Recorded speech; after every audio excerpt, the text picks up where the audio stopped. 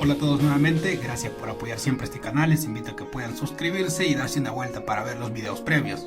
Los Whig es el antiguo término o nombre que se le daba al Partido Liberal Británico.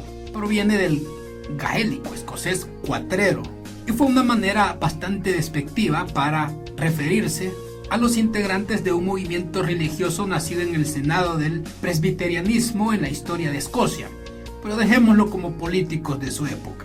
Y antes de todo esto quiero recomendarles una película, Las cenizas de Angela, que no refleja este acto histórico que vamos a comentar, pero se asemeja bastante por la conexión que tiene entre las carencias irlandesas y la migración hacia Estados Unidos.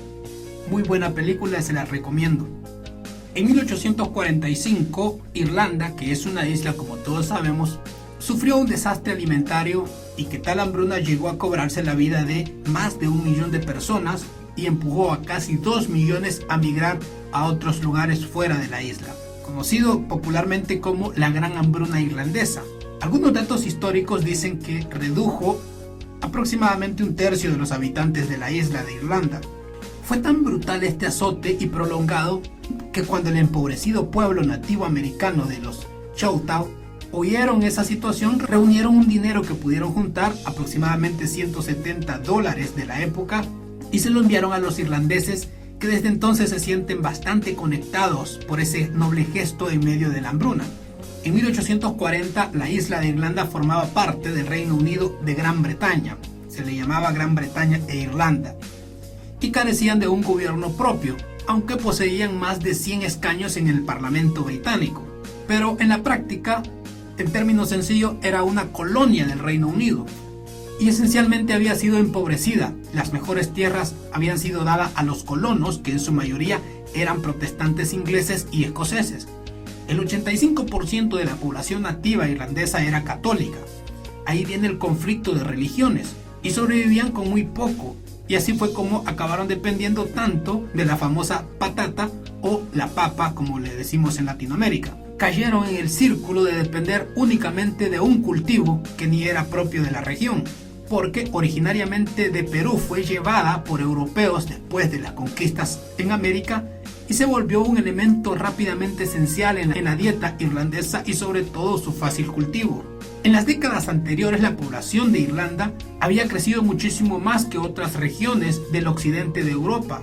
Pero aunque los irlandeses eran más o menos casi 1/3 de la población de toda la Gran Bretaña, apenas percibían 2/5 de los ingresos per cápita de toda la región.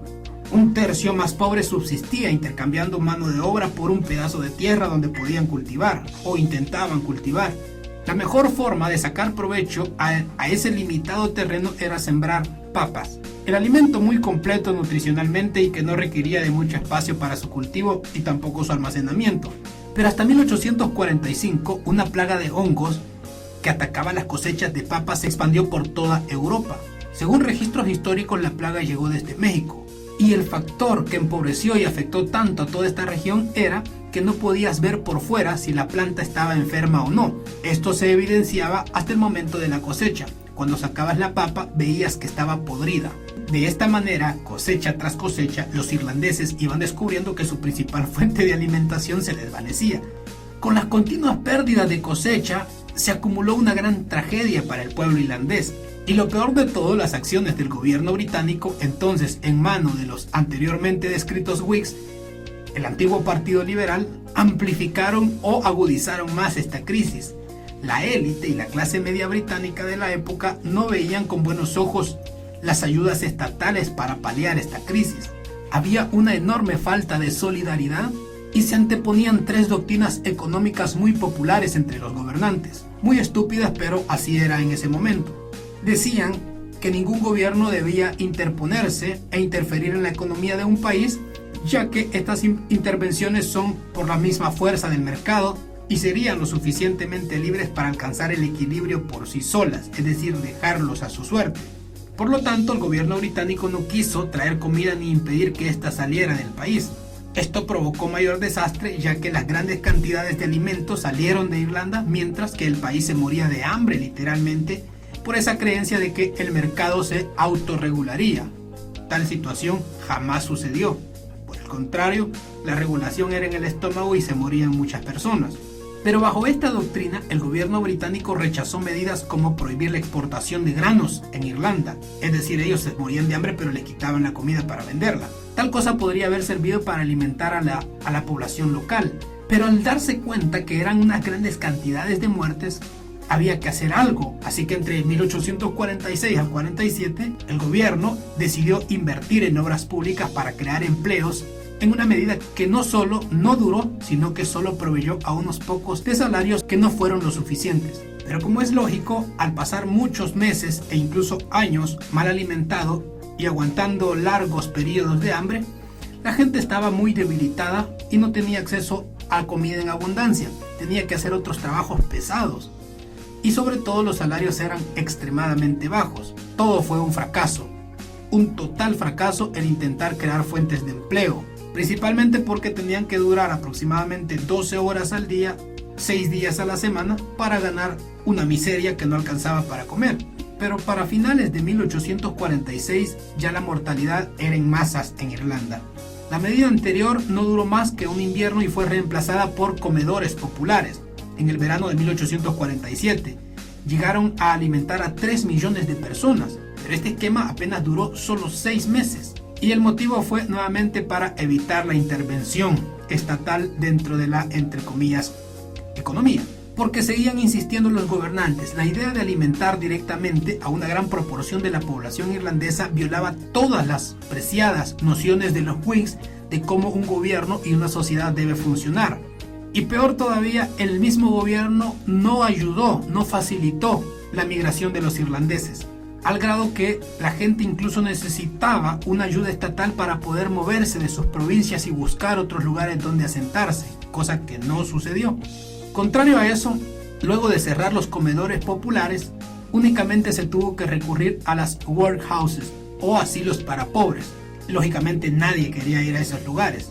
Estaban muy hacinados y era el último recurso que le quedaba a una persona solo para no morir en la calle. Estos lugares eran descritos como una de las instituciones más tenebrosas de Irlanda. La gente sin recursos acudía a ellos en busca de comida y techo a cambio de trabajo. Pero ya estando en el lugar, las familias eran separadas y las condiciones de vida eran lo suficientemente desagradables para fomentarle a que la gente deseara salirse y habitar así los lugares completamente hacinados. Pero aún así, estos asilos alcanzaron su capacidad máxima en aquel 1847, porque no había otra alternativa ni otra manera de subsistencia dentro de esa región. El último punto sobre esta creencia era quizá la más absurda. Dentro de los gobernantes, que en su mayoría eran protestantes, se llegó a creer, no sabemos si por conveniencia o por convencimiento propio, que la hambruna en Irlanda era un castigo divino, un acto de providencia para librar a los irlandeses de un régimen agrario que los británicos veían como ineficiente y abusivo. Según las autoridades británicas de la época, el funcionamiento de la divina providencia se revelaba en las operaciones sin restricciones de la economía de mercado y por lo tanto era mal interferir en su correcto funcionamiento porque era un designio divino. Y para rematar, a los pobres irlandeses había muchos prejuicios allá en Gran Bretaña. Todas las decisiones que concernían a Irlanda venían de Londres y la gente que gobernaba en Irlanda en aquella época no era muy solidaria. Creían que los irlandeses eran vagos, ociosos y no les gustaba el trabajo, y que todo lo que padecían era consecuencia de su comportamiento, de su mal comportamiento. Y decían que si se daba más ayuda, la hambruna se expandiría como una manera de vivir fácil. Por lo tanto, había una idea de que no puede ser muy generoso porque eso solo crearía dificultades de dependencia y las cosas nunca mejorarían. Y al paso de todos estos años, la hambruna terminó simple y sencillamente por algo espontáneo y prácticamente natural. La plaga desapareció sin intervención de nadie. Y esto permitió que los cultivos comenzaran nuevamente a salir en buen estado. Pero esa pérdida de población, antes de la hambruna se calcula que era 8.5 millones de personas que vivían en Irlanda, y se dice que hasta el día de hoy no se ha vuelto a alcanzar ese número. Actualmente Irlanda del Norte, que pertenece al Reino Unido, cuenta con más o menos casi 2 millones de habitantes y la República de Irlanda no llega a los 5 millones. Esto es un hecho histórico que muchos desconocen, pero también nos hace reflexionar de la actitud actual en medio de la pandemia del famoso coronavirus, porque creo que existen muchas similitudes, aunque los escenarios son distintos, pero las acciones y las medidas adoptadas por algunos gobernantes se parecen bastante a los antiguos Whigs de Londres. Gracias por su tiempo. Les invito a que puedan suscribirse a este canal. Cuídense mucho. Nos vemos hasta la próxima. Chao.